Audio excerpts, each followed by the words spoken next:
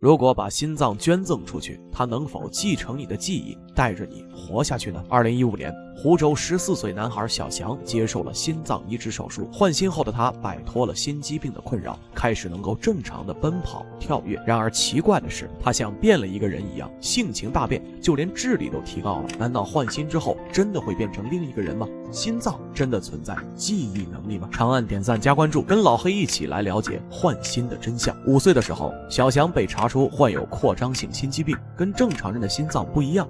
他的心脏不能正常收缩，只会一味的舒张，就像吹气球一样，越吹越大，然后就会出现心力衰竭。当心脏大到超出心脏负荷之后，就会停止跳动。小翔因为这个病一直在吃药，到14岁的时候，吃药已经没用了。唯一的办法就是进行换心手术，手术幸运的成功，小翔获得新生。但手术的成功也让小翔变得判若两人，原本暴躁任性的他，现在变得乖巧听话，从成绩中下一跃成为学霸。这种改变无疑是巨大的，大家都认为是换心让他变成了另一个人，但浙大医生的马亮主任却不这么认为。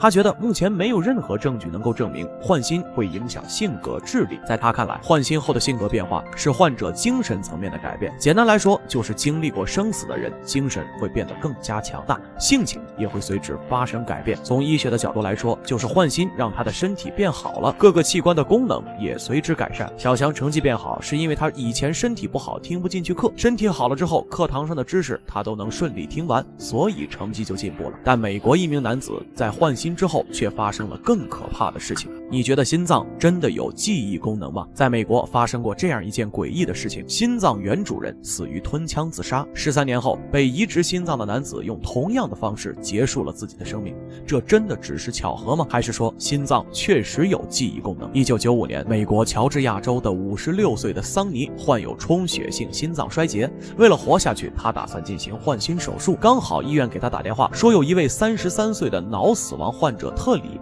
他的心脏可以移植给桑尼。桑尼压根儿没想到，心脏的前主人其实是饮弹自尽的。换心成功后，桑尼毫无征兆地爱上了特里的遗孀，并且一心只想跟他结婚。两个男人拥有同一个心脏，同一个妻子，这在当时引发了媒体大肆报道。本来也算一段佳话，但谁也没想到，2008年69岁的桑尼突然在自己的后院开枪自杀了，没有任何缘由和征兆，跟特里的死亡方式一模一样。同一颗心脏的两个主人居然发生了这么诡异的事情，难道真的跟换心有关吗？美国一些专家发现，心脏中确实有一种能够长期记忆和短期记忆的神经细胞存在，它们在心脏中构成了一个微小但复杂的神经系统。无独有偶，美国亚利桑那大学心理学家加里施瓦兹把器官移植后的改变现象称为细胞记忆。他说，细胞中有人的基因材料，比如一些决定人的思维方式、行为方式和兴趣偏好的基因。器官移植后，这些基因也跟着过去了，所以器官移植的人多多少少有点前主人的影子在，甚至还能继承前主人的智慧和天分。虽然这些假说在临床上没有确切的证明，但也没有证据可以完全否定这些说法。而据说这种情况在我国古代早就出现过了，这是真的吗？换心后，心脏真的会继承前主人的记忆吗？国外有一个接受过心脏移植手术的病人，手术后他总是有一种想从高处跳下去的冲动。查询后才知道，心脏的原主人是抑郁症跳楼自杀的。无独有偶，一位货车司机在进行心脏移植后，居然喜欢上了写诗。后来查询后才知道，心脏的前主人就是一个年长的诗人。事实上，关于换心的记载，在我国古籍《列子》中就有过扁鹊换心的故事。扁鹊大家都知道，古代5大名医之首。资料中记载，鲁国的公户和赵国的齐婴曾在扁鹊手术下进行了换心手术。扁鹊给他们2人灌下药酒，让他们昏迷，